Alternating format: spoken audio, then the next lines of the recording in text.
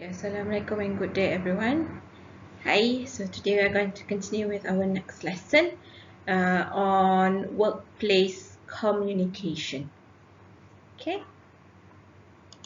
Alright, first thing first, it is very important to really understand what is the meaning of communication, and then only we can actually understand what is workplace communication.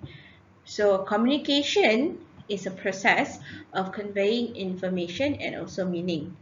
Okay, it's a process of giving and receiving feedback between individuals or within a group.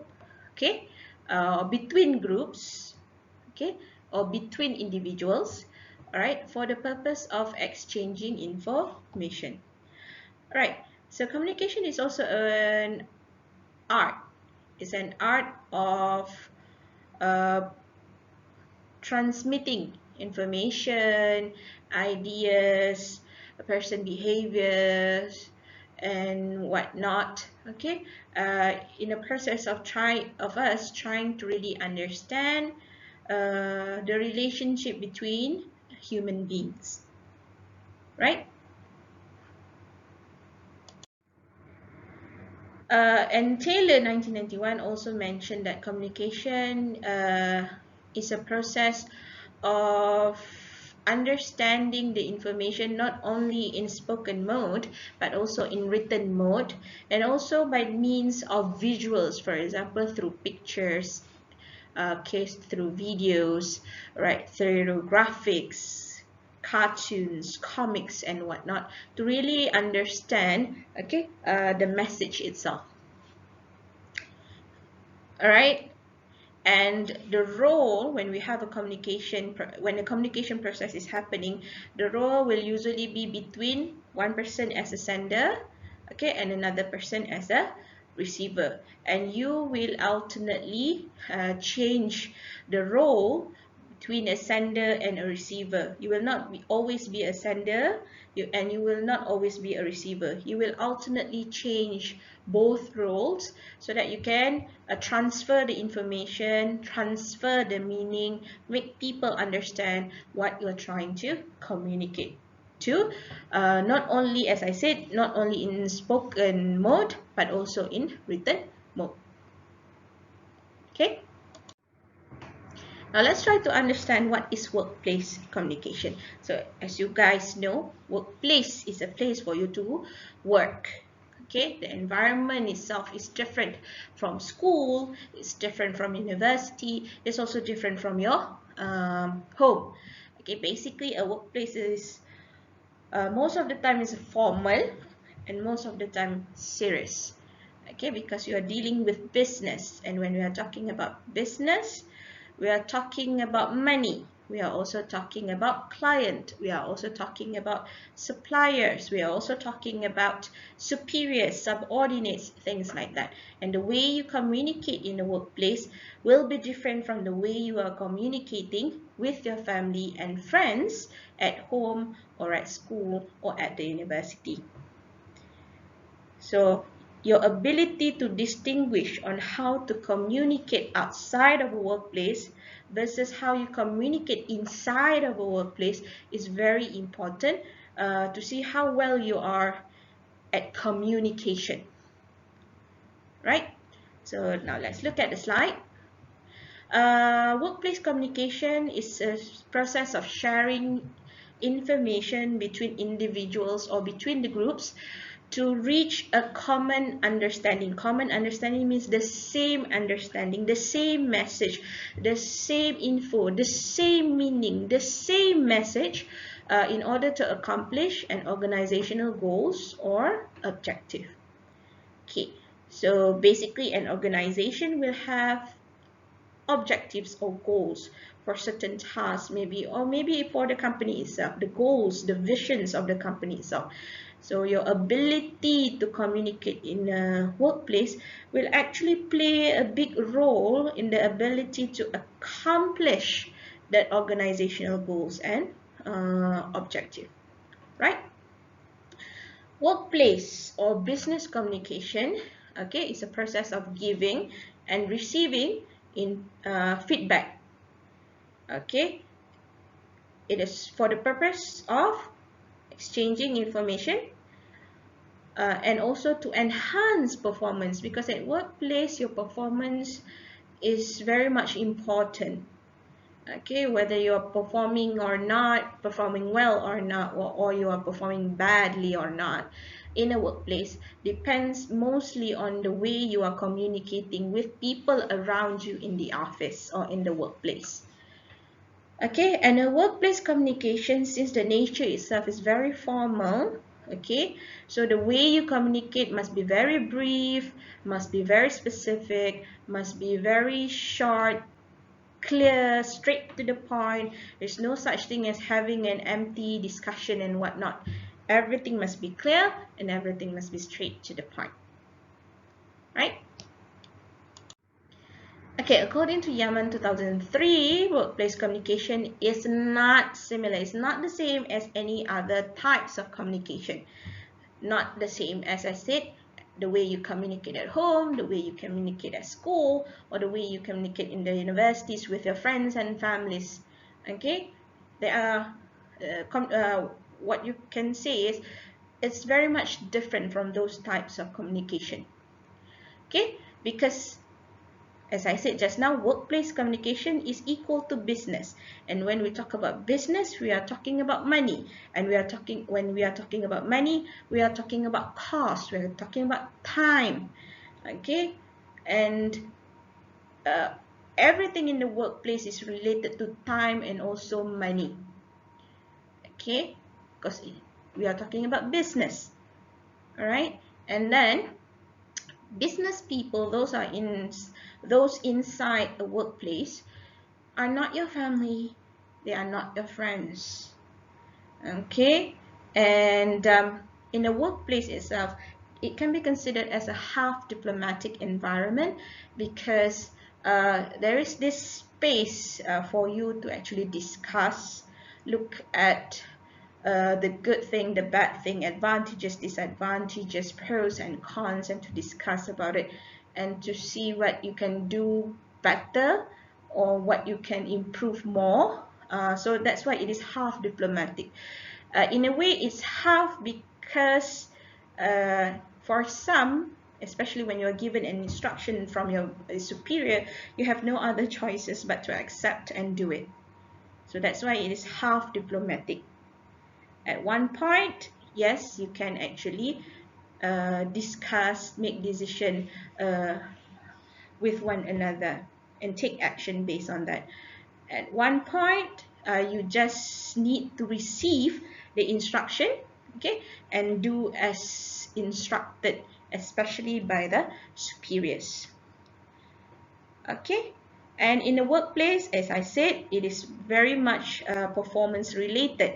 So you need those people in the workplace to really have a very good impression of who you are, what you can do, what you are able to offer them, what kind of skills you are able to do, okay, things like that, so that they have a good memory about you, right? Um, Communication is important. This is something that you cannot ignore. Every day we will communicate with people around us, not only in workplace but also at home for different purposes. Okay, all right. And the more effective you are at communication, okay, the better you are at performance, okay, especially in the workplace, right? And being an effective communicator is crucial or important for you to become an effective leader or also follower in a workplace or in a company or in an organization. Okay, let's talk about the communication skills. We have basic skills, for example, listening, speaking, reading, and also writing. Okay, we also have workplace related communication skills, for example, your ability to negotiate, to argue, to make a demand, to compromise, and things like that. All right?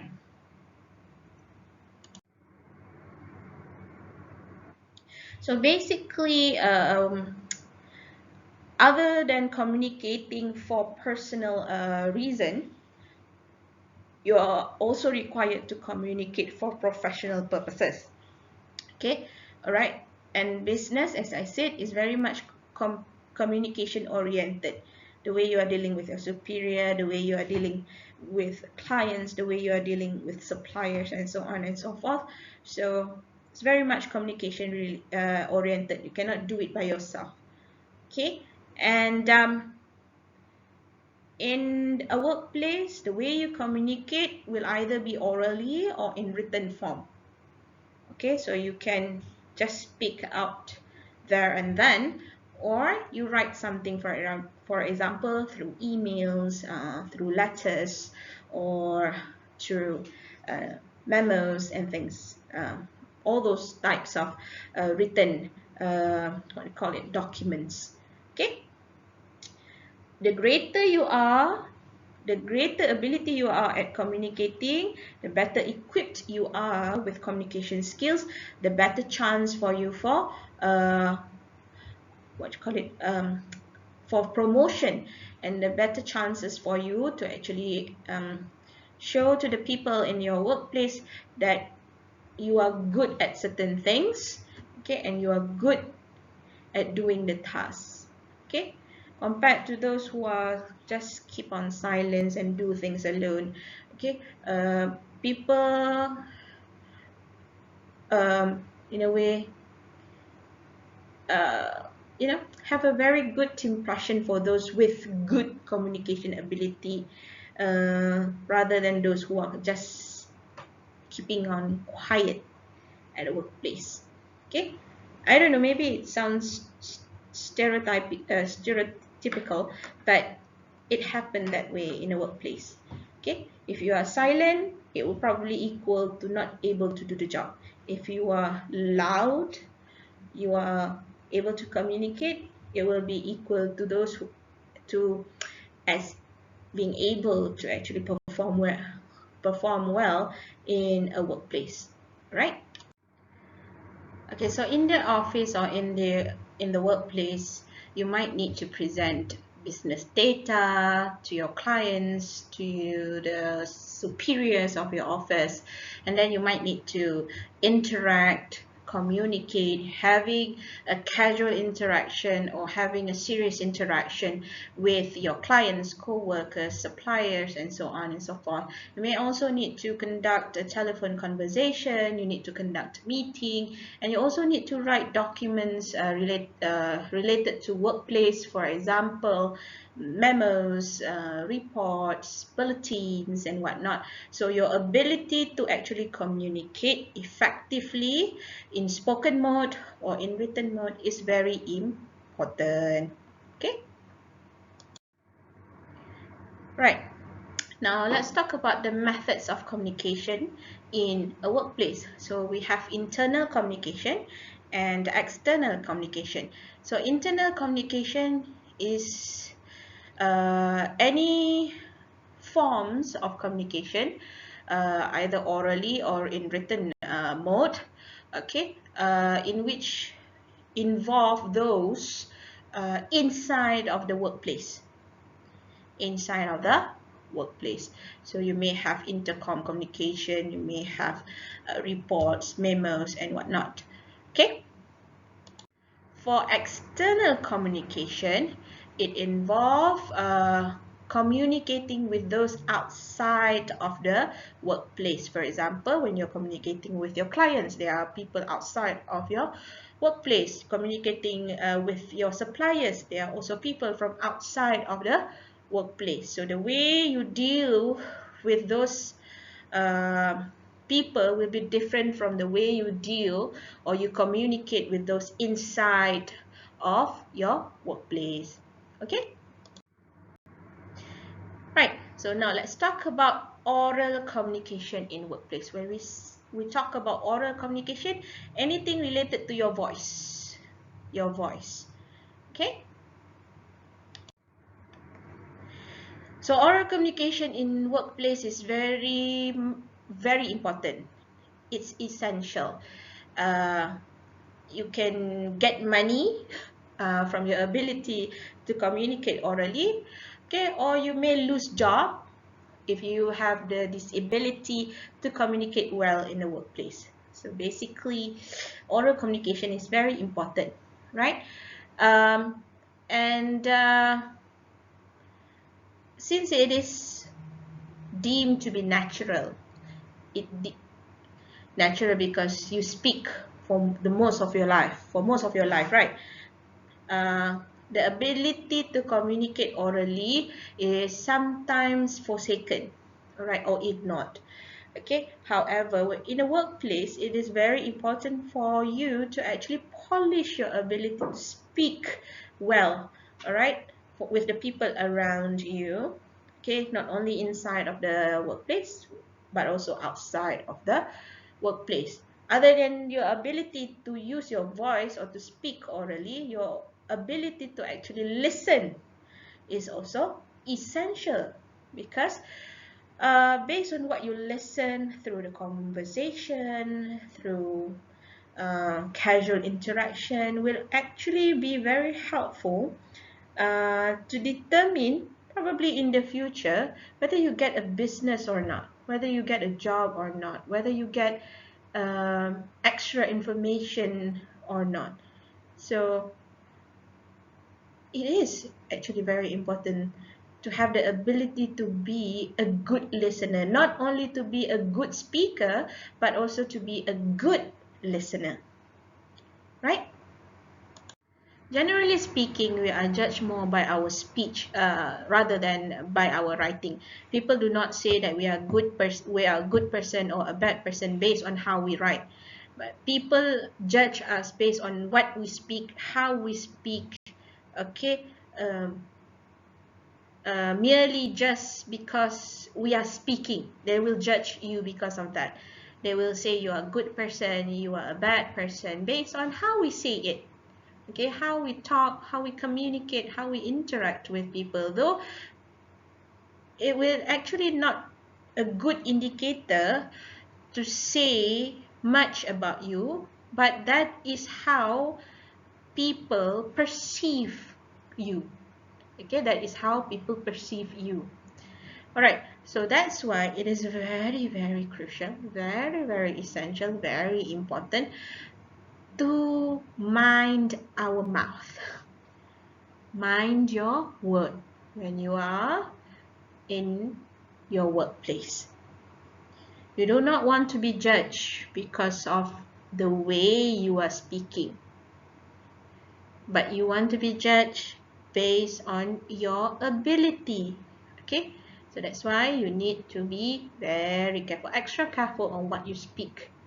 Okay, extra careful on who you are speaking with, because people can say a lot of things about you just because you are breathing. This is real. This is reality.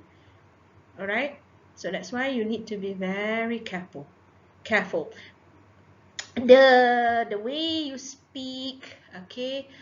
The choices of words, the tone, okay? Your happy tone, okay? Your sad tone, okay? The pitch, the high and the low, okay? The volume of your voice, the rate or the speed of your speech, okay? Too fast or too slow. If you are speaking too fast, people think that you are being nervous, or you are trying to rushing things. Okay, and then if you are speaking too slow, for example, speed is very slow, then people will say you are being lazy, you have no energy. Okay, so people can judge you in many ways. Okay, people can actually judge you based on your dialect, from where you are. Okay, oh, these people is from this area, no wonder it's like this. So that's why you need to be very careful with speaking. Okay, because speech will be affected by all of those factors. Okay, your pronunciation and whatnot. For example, I give you a very simple example. If you are speaking in English and then your pronunciation is wrong, you will be judged based on your wrong pronunciation. This is reality. This is real. Okay, so that's why you need to be extra careful when you are in the workplace. When you speak, you need to be extra careful. Don't just freely say whatever loads you want to say, which will eventually affect you in many ways, especially your performance. Okay, next. Let's talk about the forms of oral communication. Okay, in business, these, as you can see from the slides, are some of the forms of oral communication happening in a workplace. Okay, you can speak casually or formally with your colleagues, with your clients. You can have private discussions with all your, maybe your colleagues and also your clients. You can have conversation over lunch. You can have telephone conversation, all right? You can also have to give instructions to your subordinates, okay? You need to deal with interviews, you need to deal with meetings, conferences, presentation, training sessions, and whatnot. So all those are involving oral communication, okay? All right, now let's talk about the language form in oral communication, the language functions, the forms and the function. Function means the purpose. Forms related to how, or how you are structuring the sentence, how you are saying it, so that it serves the purpose, the function of that language. Okay, for example, could I borrow the laptop? The function is to ask. So that's why you need questions. The tone of your voice for question should be, could I borrow the laptop? Okay, that is to show questions. All right, and then for example, if you want to instruct, the function of that is to give an instruction. So the way you are forming the language will be different from the way you are asking a question. So when you are instructing something, the tone of voice will be a bit serious. Okay, the way you are giving the instruction must be short, simple, and straight to the point. Because you are giving an instruction, you need people to understand your instruction. Functions, for example, to give requests. Request is also similar to asking questions. So basically, you are asking a question, but in maybe the tone will be a bit different. Maybe the tone will be a bit different. Okay, to accuse, to make assumption.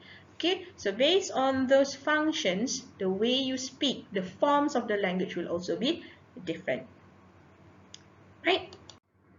Okay, so what I want you to do right now here is, based on this language forms, try to figure out what is the function of each form here, each sentence or each question you are seeing here. Is it to ask? Is it to make a request? Is it to make a suggestion? Okay, so come up with the functions, the language function for each form you are seeing here. Okay, all right, so you can pause this video, spend some time to answer this, and then you can check the answer right after this. All right, now look at the answer here. So the first, the third, and the fourth sentences or statements are to suggest, while for statement 2 and statement 5, the function is to explain.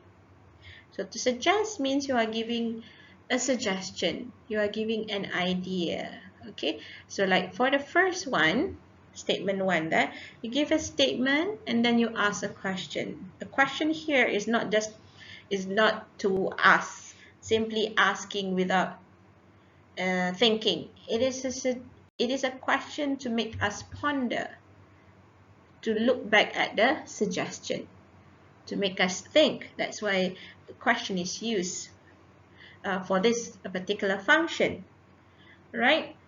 Or you can just simply give a statement like in number 3, a suggestion by using a statement.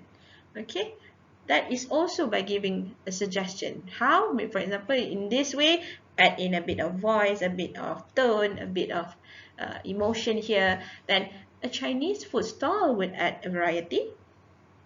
Okay, that it's to suggest. So basically, the functions will determine the forms of your language. The functions will determine the forms of your language. Okay? Alright, now let's move on to really understand the intended message. Okay, to understand the intended message. Okay, when someone says something, is it the real one? Or is there any intended messages? Okay. Alright, for example, when your friend said, "Wow, you are so smart, huh?" Okay, does it really mean, okay, you are smart, you are clever? Or is it something else? That something else is actually the intended message. When you listen to someone speaking, you, as the listener, need to really understand what is the intended message. What is the actual message of that speaker? Right. For example, Mr. Long said here, "The report is well done."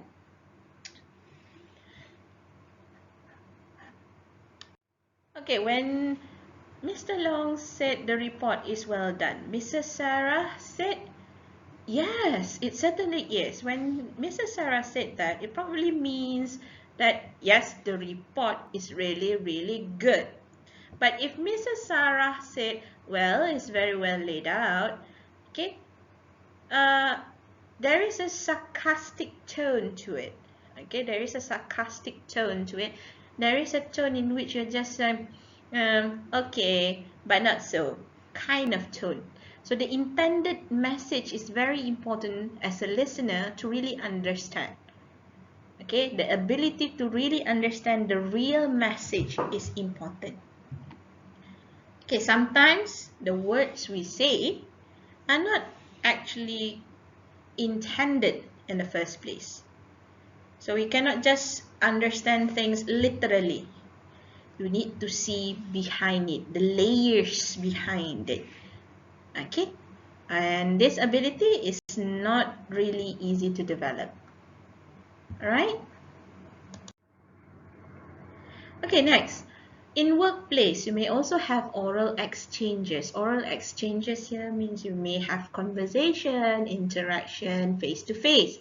Okay, meetings and whatnot. So oral exchanges, right, like this, may require you to introduce yourself, may require you to greet people, may also require you to ask questions, and may also require you to reply to the question. So oral exchanges are normal in workplace. Okay, so when you are meeting someone new, you need to start by greeting. "Hi, how are you? Nice to meet you." And then you need to introduce yourself. "Hi, my name is Naja," for example. Okay, and then you may, when you listen to those, you need to reply. As a listener, you need to reply. For example, "Oh, hi, how are you? My name is, for example, Ali. Okay, nice to see you. Nice to meet you. Glad to see you," for example. Alright? And then when you meet someone for the second meeting, third meeting, and so on, okay, maybe it will become more casual, okay, unlike the first meeting, right? So the way you reply probably a bit different from the way you reply when you have your first meeting. Okay, and then when you introduce someone, this is normal in workplace. You might have to introduce your client to your colleague or your new worker, okay, and so on and so forth. So you need to introduce someone else. For example, okay, let me introduce you with our new worker, Mr. Ali. Okay, for example. And another oral communication usually happening in the workplace is a telephone call. It's a telephone call. It is very normal to make a telephone call in the workplace. You can make a call to those inside your company or inside the workplace, or you also need to make calls or telephone calls to those outside of the company or your workplace. So there are rules you need to follow when you are making a call. Okay, first thing first, you need to know why, the reason you are making this call. That is number one. What is the purpose? Number two, it is very important to know who you are speaking with. Is it someone of not lower, is it your superior? Is it the subordinate? So you need to identify who the person you are speaking to. Okay, and then the last one is what kind of information you are going to give or you are going to ask. So that's why it's very crucial to plan before you make a telephone call, especially when you are talking with someone of different status from you. Different status, for example, you are talking with your superiors, or you are talking with your clients, okay, you're the director boards and whatnot, okay. And even when you are trying to talk with someone lower than you, for example, your subordinates, okay, the way you speak will also be different, especially when you are making a phone call.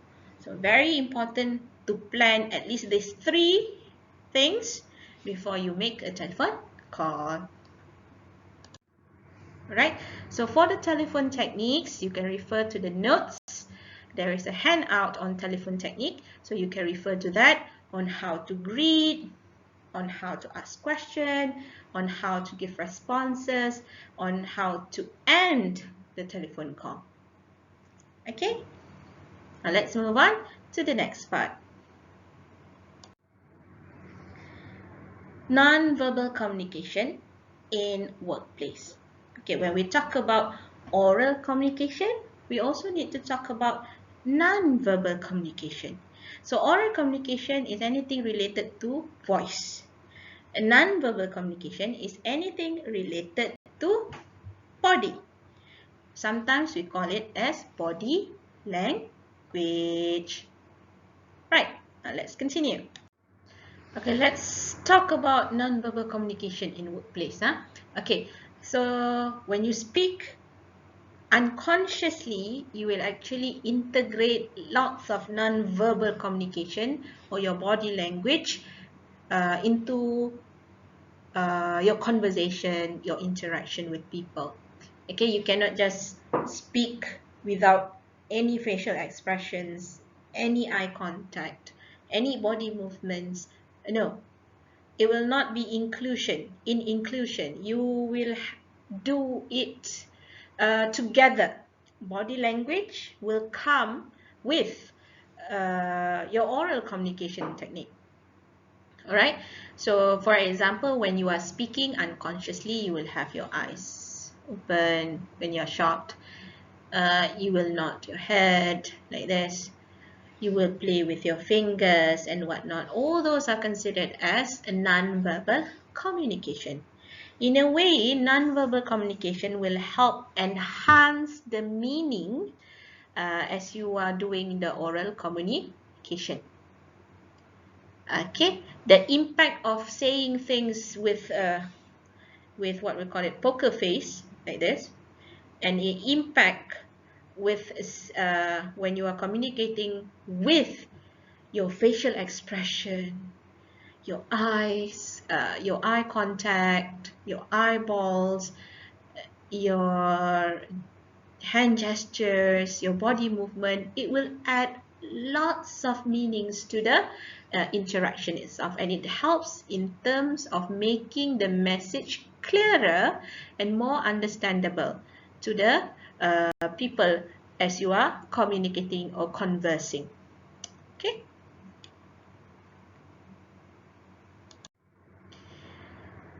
Alright, Now let's look at the different types of non-verbal communication. The first one, we are going to look at posture. Posture means your body, how you are seated, how you are standing up, basically your body. Okay. For example, when you are nervous, unconsciously, you will tap your feet or play with your fingers okay, play with your fingers. Okay, you start to crack your fingers like this. Okay, when you are nervous. When you are relaxed, for example, you sit like this confidently. Okay, when you are depressed, your posture will be like this. Okay, this is posture. Alright, so it actually gives lots of meaning. Okay, especially when you are in a meeting, even if you are tired, you cannot show that you are tired by sitting like this. If you are bored, you don't show it like this. It's a bad posture. So even if you are bored, okay, you don't like what you're listening, you need to control your posture because it gives meaning. It adds meaning to the communication process. All right. This posture. We also have facial expression. Facial expression. When you are sad, when you're sad, when you're shocked, when you are angry. Okay, those facial expression. We cannot try to hide. It's actually very difficult to hide facial expression because it is unconscious. It is unconscious. When you're happy, you will smile. Okay, but facial expression will usually be expressed. So sometimes it requires lots of practice to actually control your facial expression, especially in workplace, because facial expression will provide lots of meanings, okay, to the people in front of you, next to you, as when you have meeting, when you have conference, when you have training. Okay, so if you want to do well, you really need to progress. You really need to, in a way, practice in controlling your facial expression. Even if you are you are disagreeing with the idea, just control your facial expression. Don't make face like, okay, like that. Okay, it is actually rude to do so. So very important to actually control your facial expression, right? Next, gesture. Okay, hand movement. Okay, as you are speaking, okay, you move your hand, okay, with accompaniment of your speech. Gestures, hand gestures. Okay, anything involving your hand. Posture, body. Gestures, hand. Okay, right. Eye contact. Eye contact. When you are speaking to someone, it's very good to establish the eye contact to show that you are being sincere, to show that you are listening, to show that you are paying attention to them. If you are lying, you look away, people will know. If you are planning something bad, you look away, you look here, you look there, people will know. If you cannot remember, you look to the side or look up, people will know. So eye contact, even if you can control, your facial expression, eye contact is somehow very difficult to control. Okay, if you are sad, okay, it can be seen from your eyes, right? So that's why if you see a good actor or actress, even though the actor or the actress is not saying anything, but you can see the emotion from the eyes, because the eyes is like a gate of so many things from your heart. And that's why it is very important. If you want to show your sincerity, you need to establish eye contact. You want people to believe in your business, establish eye contact with your client. Okay?